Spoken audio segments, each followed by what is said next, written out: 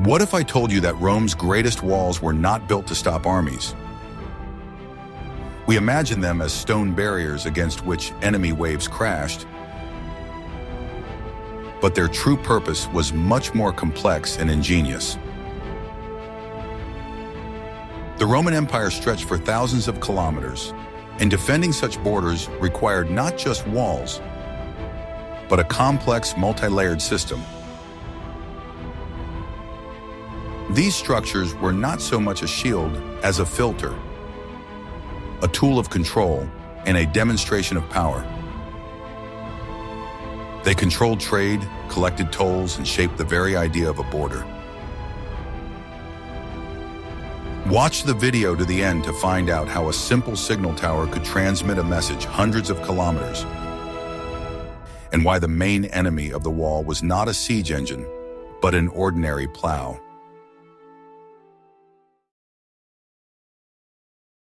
I will reveal the most closely guarded secret of Roman engineers. Their walls were primarily a psychological weapon.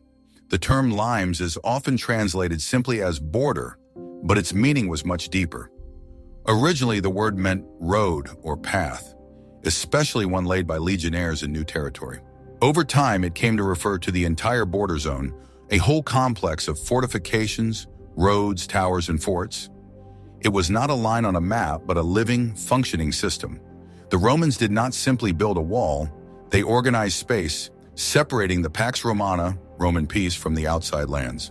The main purpose of the limes was to visually demonstrate power. Imagine a traveler approaching the border of the empire.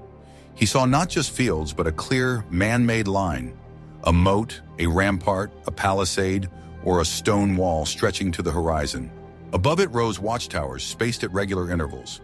This sight alone inspired thoughts of order, power, and the omnipresence of Rome. It made it clear where chaos ended and civilization began. Contrary to popular belief, the limes was not intended to stop a full-scale military invasion. A large army, if organized, could have broken through the wall in many places. The real purpose was different: to prevent small raids, cattle theft, and smuggling.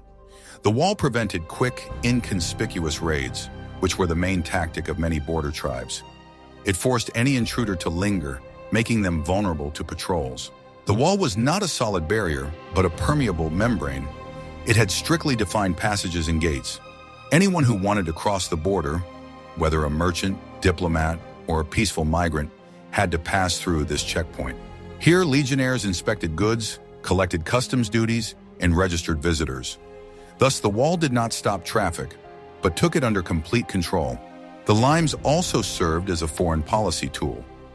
Rome often formed alliances with tribes living just beyond the wall. These tribes, known as federates, received subsidies and trade privileges. In return, they pledged to defend the border from more distant and hostile groups.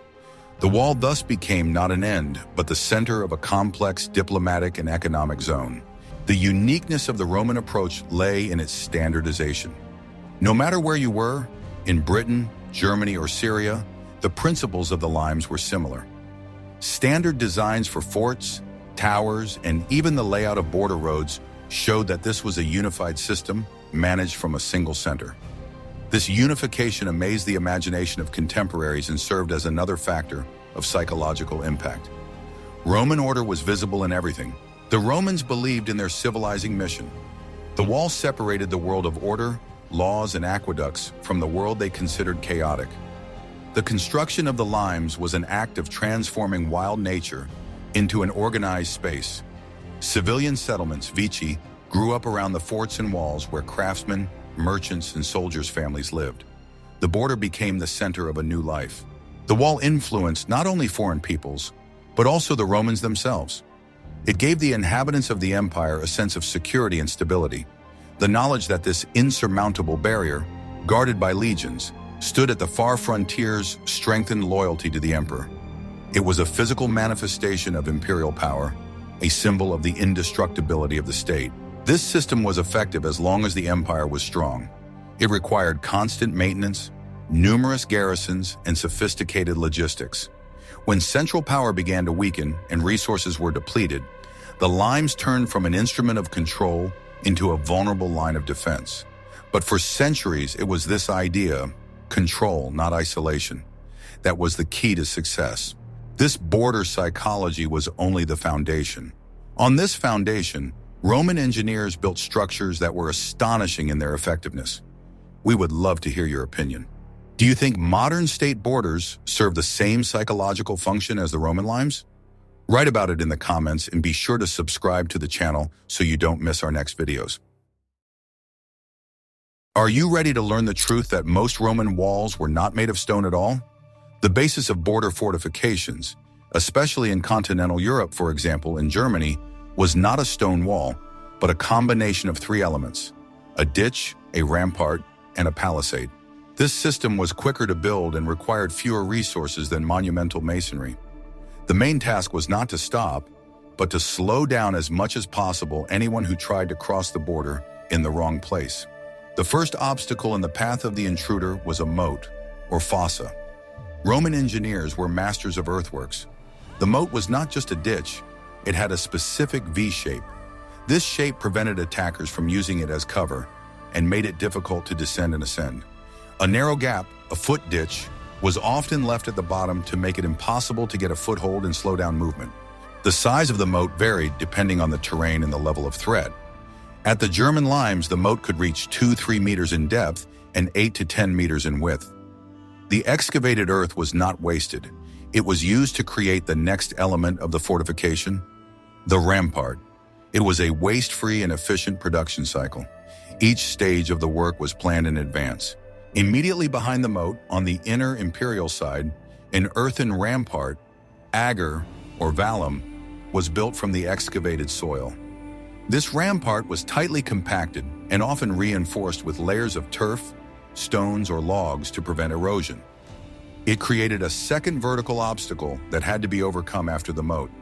The height of the rampart also added visibility for patrols. A palisade was erected on top of the earthen rampart. It consisted of thousands of pointed wooden stakes firmly driven into the ground and intertwined. The palisade could reach a height of 2 to 3 meters, making the total height of the obstacle, from the bottom of the ditch to the top of the stakes, quite impressive. Stakes were the main building material for the legions in the wooded areas of Germany. The logistics of constructing such a border were staggering. Millions of trees were required. The legionaries not only built, but also engaged in industrial-scale logging. The trees were processed, sharpened, and delivered to the construction site via specially laid military roads.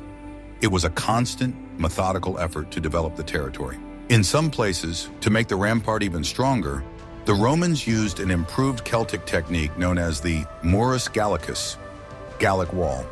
It was a complex internal structure of intersecting wooden beams, with the space between them filled with earth and stones. The outside of the rampart was covered with stone or turf. This construction was incredibly stable.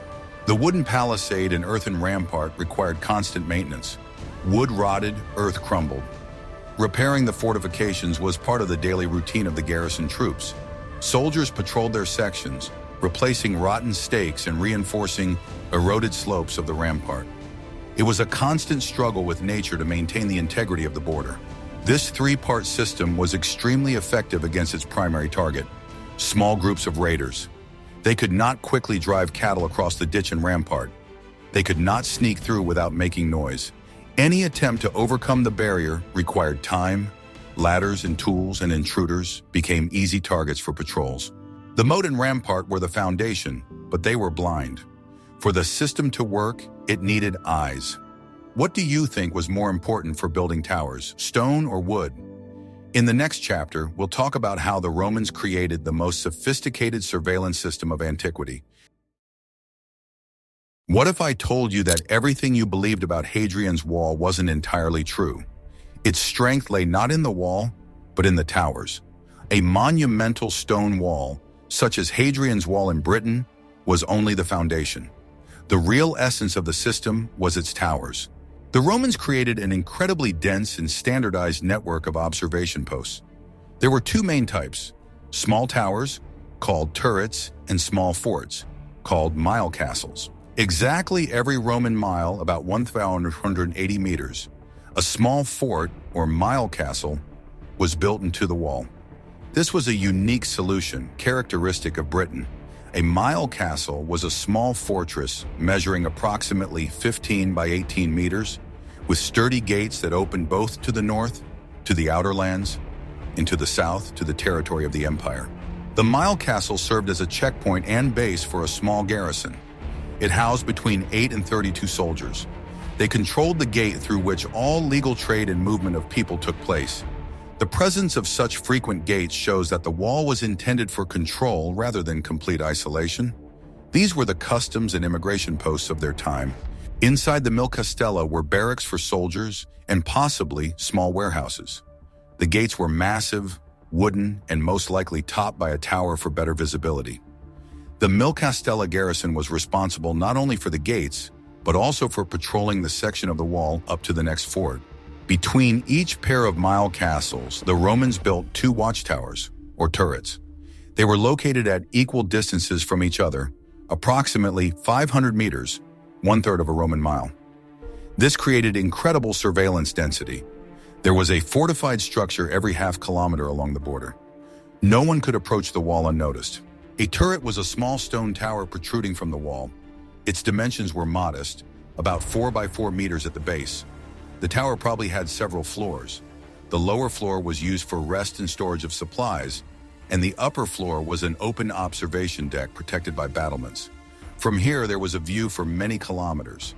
Inside the turret, a small detachment, probably 4 to 6 soldiers from the nearest mile castle, carried out their duties. They took turns keeping watch over the surrounding area around the clock. Conditions were Spartan, cramped quarters, constant wind and rain in northern Britain. This service required endurance and constant vigilance. The entire system was designed with direct visibility in mind.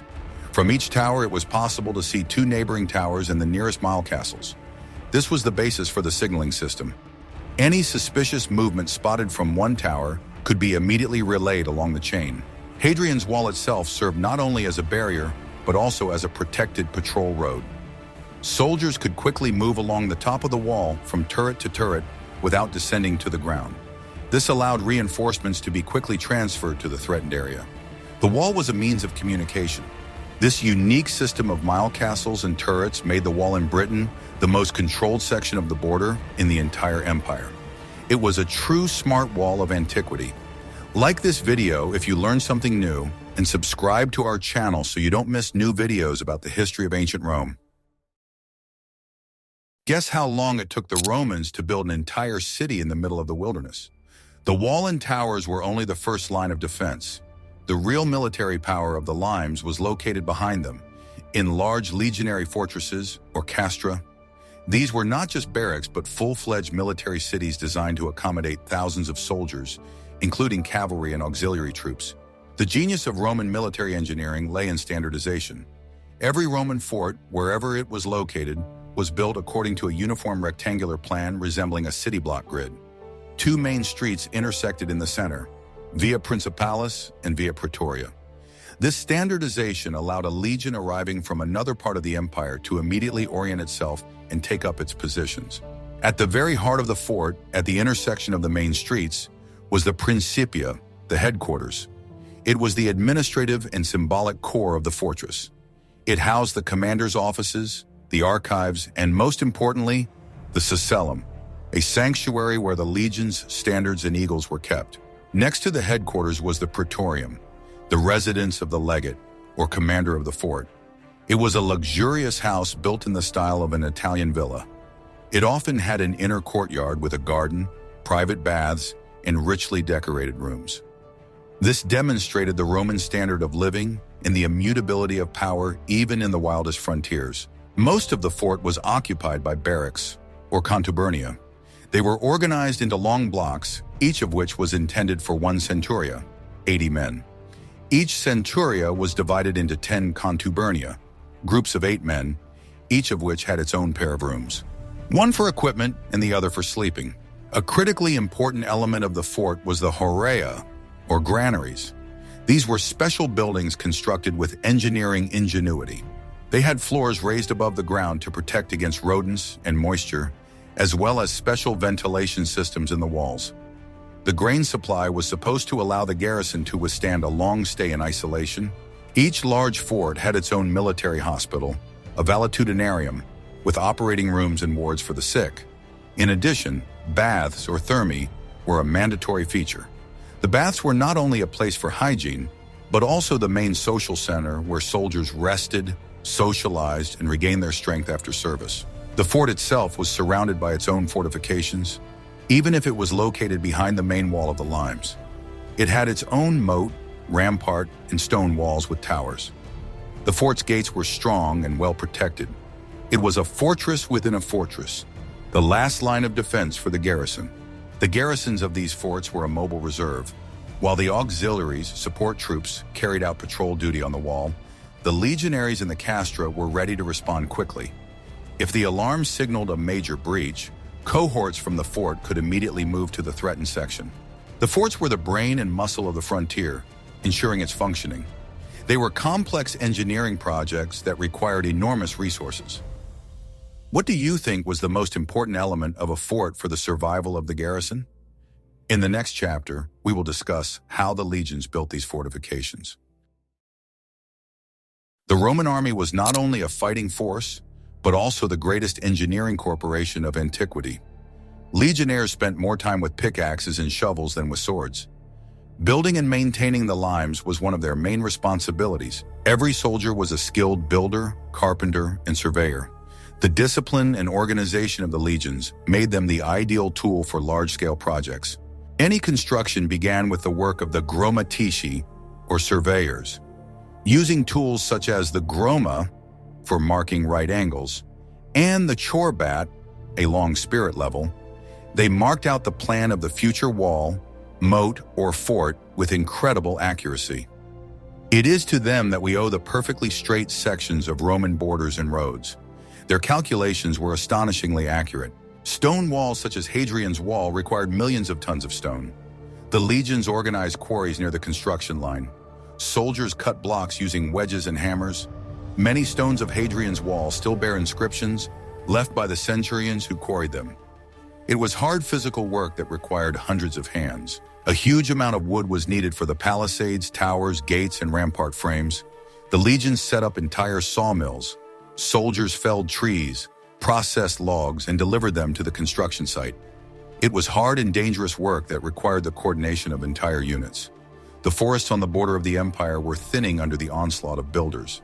Digging trenches and building ramparts was the main task. Legionnaires worked in shifts using standard tools, dolabra, pickaxes, and woven baskets for carrying earth. The work was carried out at a methodical pace. It has been calculated that one legion, working in coordination, could build several kilometers of ramparts per day under favorable conditions. The legion included specialists, immunes. These were soldiers who were exempt from regular duties in order to perform skilled work. Among them were masons, carpenters, blacksmiths, and engineers. They supervised construction and performed the most complex tasks, such as building arches or laying walls. The limes would have been useless without a network of roads. Parallel to the wall on the inside, there was always a military road. It connected all the forts, mountcastles, and towers. This allowed patrols and reserves to move quickly along the border. These roads were built using the same technology as the famous Roman highways, with a multi-layered foundation. The construction and maintenance of garrisons required enormous logistical support. Food, weapons, clothing, and building materials were all delivered from the interior of the empire. Rivers such as the Rhine and Danube served as the main transport arteries, along which barges delivered cargo to the border forts. Without this logistics, the system would have collapsed. During construction in new territory, the legion erected a fortified camp every night. This camp was built according to the same standard plan as a permanent fort, but out of earth and wood. This protected the builders and allowed them to start work immediately the next morning. Discipline was the key to everything. The engineering power of the legions was the foundation of Roman defense. They did not simply occupy territory, they immediately developed it, rebuilding it to Roman standards. This ability to build quickly and well made the limes so reliable. Every legionary was not only a soldier, but also a builder. What if I showed you how the Romans sent text messages 2,000 years before the invention of the telephone? The strongest walls and the tallest towers are useless if they cannot communicate a threat in time. The Romans understood this and created a complex signaling system that was the nervous system of the limes. This system allowed messages to be transmitted over vast distances at remarkable speeds. The system was based on direct visibility. As we have already mentioned, the towers and turrets were built so that each one could see the two neighboring ones. This continuous chain of posts was an optical telegraph. A signal sent from one tower was immediately duplicated at the next one. In this way, the message flew along the border. During the day, smoke was the main means of transmitting signals. Thick black smoke from burning wet straw or branches was clearly visible from a distance. Different numbers of smoke columns, or their intermittent nature, could encode different messages. For example, one column meant all is quiet, two meant enemy sighted. Fire signals were used at night. Special braziers or torches were installed at the tops of the towers. The bright flames could be seen for many kilometers. As with smoke, the number of fires or their flashing, by covering the flame with a shield, could convey coded information. This system required constant vigilance from the garrisons. Simple codes were used for basic messages. One column of smoke or one torch could mean a small group has been spotted.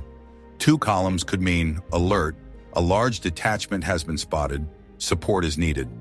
These were pre-agreed signals that every soldier on the wall could understand. There were also more complex systems. The Greek historian Polybius described a complex optical telegraph that used water clocks and torches to transmit letter messages. Although we have no direct evidence of its widespread use at Limassol, the technology itself was known. It is possible that more complex codes were used to transmit reports at key locations. For short distances, such as between neighboring turrets or to alert patrols, sound signals were used. The Romans used horns such as the cornu or tuba. The sharp, loud sounds of these instruments carried far and served as an alarm or command. Not all information could be conveyed by fire. Couriers were used for detailed reports. Along the military road between the forts, cursores, or runners, and cavalrymen from special reconnaissance units, exploratores, traveled back and forth. They ensured the delivery of written reports to headquarters. The speed of the optical telegraph was incredible. It is estimated that an alarm signal could travel along Hadrian's wall from one coast to the other, about 120 kilometers, in less than an hour. This gave the garrisons in the forts enough time to prepare and move out to intercept the enemy. This fast and reliable communication turned scattered garrisons into a single organism. The wall came alive, responding to threats in real time. How effective do you think this system was compared to modern means of communication? In the next chapter, we will talk about how the wall affected the daily lives of people on both sides of it. One of the main but often overlooked functions of the limes was economic. The wall was not so much a military barrier as a customs and economic barrier. It was created to control all cross-border trade, which was quite lively. The Roman Empire was a huge market, and goods from the Barbaricum were in high demand. Control was exercised through official checkpoints located in mile castles and large forts. Any merchant wishing to import their goods into the empire had to pass through these gates. Here, their goods were inspected, evaluated, and taxed with a duty known as portorium. This system was strictly regulated. The collection of these duties was an important source of income for the imperial treasury. In fact, the limes could pay for itself through customs duties. Garrisons performed not only military, but also fiscal functions, ensuring compliance with trade legislation. Smuggling was a serious problem, and patrols on the wall tracked down those who tried to bypass customs. What was brought into the empire? Amber from the Baltic, leather, furs, and livestock came through limes. In the opposite direction, Roman goods were transported to the Barbaricum. Wine, olive oil, ceramics, glassware, weapons, and coins. The Roman coin was a universal currency far beyond the borders. Archaeologists find Roman coins all over Europe. The presence of thousands of soldiers on the border created a huge market in itself. Legionnaires needed food, clothing, shoes, and household items. This stimulated economic development in the inland areas adjacent to the limes. Farmers and craftsmen prospered by fulfilling orders for the army. Right next to the fort walls, civilian settlements called vici sprang up like mushrooms after rain. Initially, these were temporary camps for merchants, market vendors, and craftsmen serving the garrison. Over time, they turned into real towns with stone houses, temples, and taverns.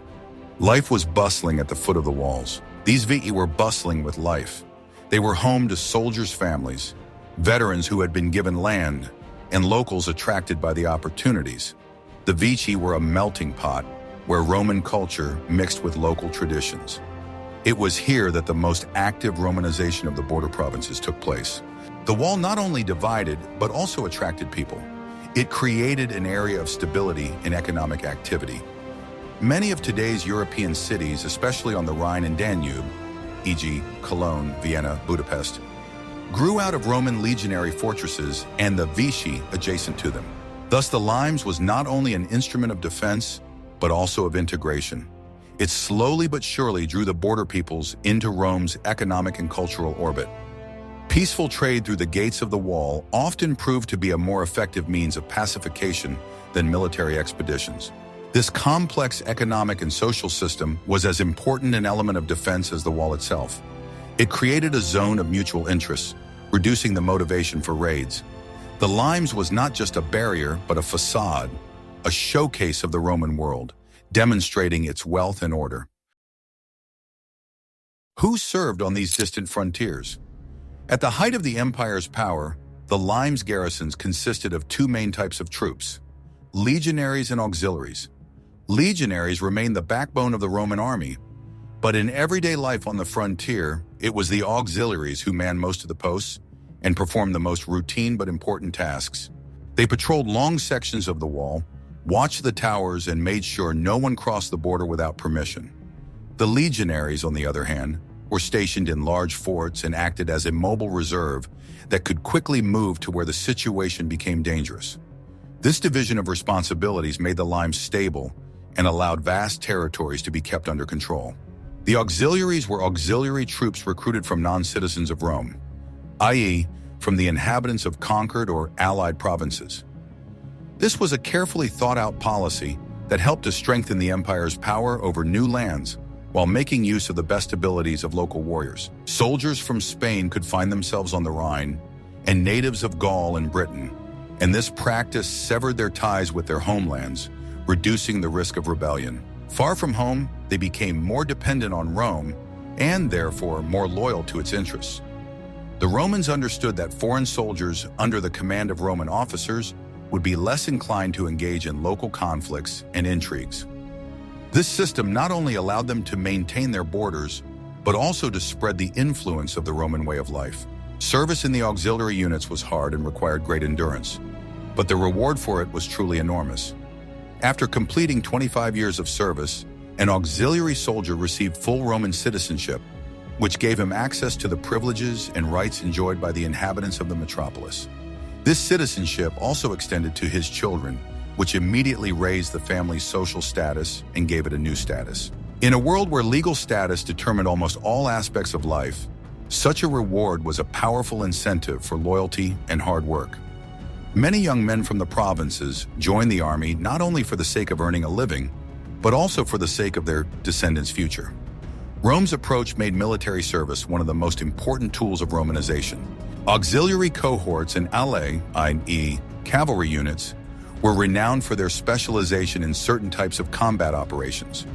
Rome knew how to use the natural and cultural characteristics of different peoples, so Syrian archers were placed where long-range weapons were needed, and Gallic cavalry was sent to areas where rapid cavalry strikes could decide the outcome of a battle.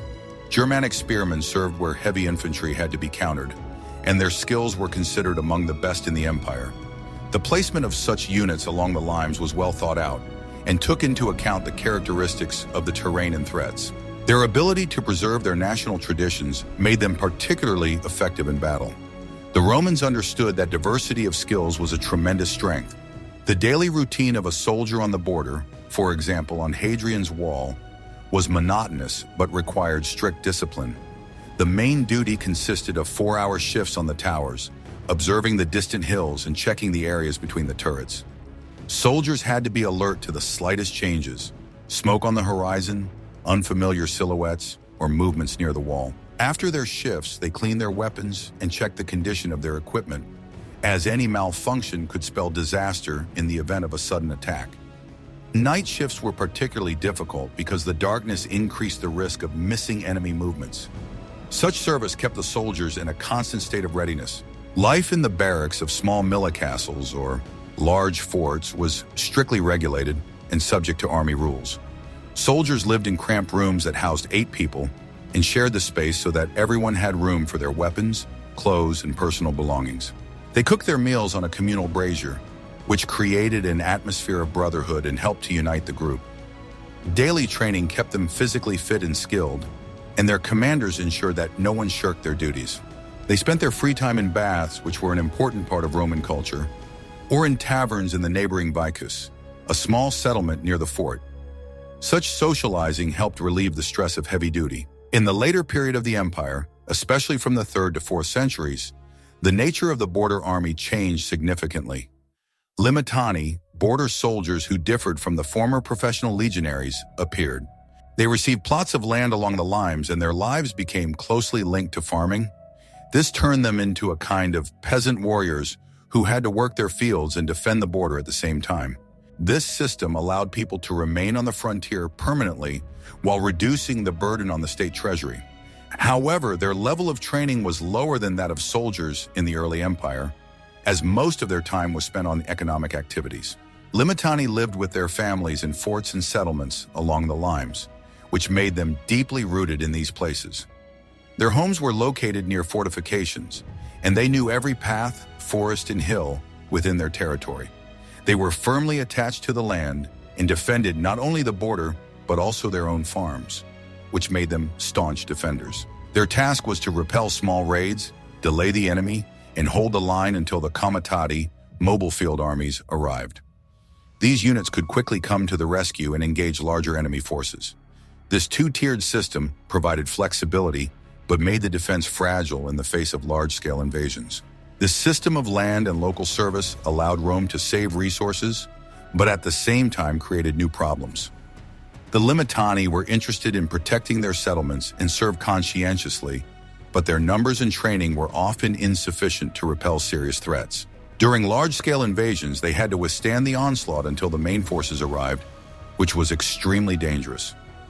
Nevertheless, they became an essential part of late frontier life, combining the hard work of a farmer with the duties of a soldier. Their existence shaped a unique way of life in which war and agriculture were inextricably linked. This model persisted for many generations. The people who lived on the wall, whether they were auxiliaries during the heyday or Limitani in later centuries, were the first generation of people who could be called Europeans in a broad cultural sense. They were Romans in their service, lifestyle, and discipline, but their roots lay in the most diverse provinces of the empire. Here on the border, they created a unique civilization that combined Roman organization with the local customs and traditions of many peoples. This border culture lasted for centuries and influenced the development of regions that later became the foundation of early medieval Europe. New communities were born in limes, languages and customs mixed. All this created a world that was both Roman and multinational. The most famous and impressive section of the Roman limes is undoubtedly Hadrian's Wall in northern England. Built on the orders of Emperor Hadrian around 122 AD, it crosses the island from coast to coast for 117 kilometers. It was not just a rampart, but a monumental stone wall, the pinnacle of Roman frontier engineering. The decision to build it was made after Hadrian's visit to Britain. He abandoned further expansion northward and decided to secure the border. The wall was not only a defensive, but also a political gesture, a demonstration that Rome had established its limit. It was built by 3 legions stationed in Britain. Initially, the plan was ambitious. A wall 3 meters wide and up to 5-6 meters high, built of hewn stone. However, the plan changed during construction. To speed up the work, the width of the wall was reduced to 2.5 meters in many sections. This shows that even the Romans did not have unlimited resources and had to adapt. As we have already mentioned, a unique feature of Hadrian's Wall was its system of mile castles and turrets. This dense network of control was supplemented by 16 large forts, located either on the wall itself or close to it. Forts such as Houstons or Windolanda housed garrisons of 1,000 men. Another mysterious feature is the so-called vallum, located south of the wall. This is not a wall, but a huge earthwork, a deep ditch with a flat bottom, flanked by two high earthen ramparts. Its purpose is still disputed. It was probably a demarcation line separating the military zone of the wall from the rest of the province. At its eastern end, the wall reached the fort of Arbea, modern South Shields, which was a naval base. This emphasizes that the Limes was an integrated system that included a fleet. The River Tyne was also part of the system, with forts controlling the waterway. The Romans thought comprehensively. At the western end, the wall continued with a series of fortifications along the coast of Cumbria. These were forts and towers designed to prevent flanking maneuvers by sea. The Romans took into account all possible routes of penetration. The system was closed and comprehensive. The construction was carried out by legionaries, but the garrison service was performed by auxiliaries. Soldiers from all over the empire served in the forts of Hadrian's Wall, Batavi from Holland, Tungri from Belgium, Asturians from Spain.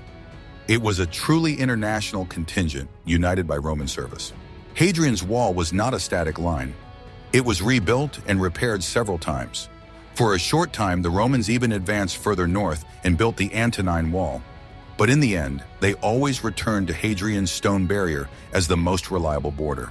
Today, Hadrian's Wall is a World Heritage Site. Its ruins, stretching across the rugged landscapes of northern England, remain the most vivid testimony to Rome's engineering genius and its ambitions to organize the world. It still makes a lasting impression.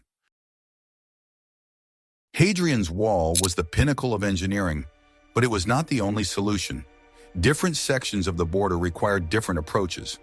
A striking example is the Antonine Wall, built further north in Scotland around 142 AD on the orders of Emperor Antoninus Pius.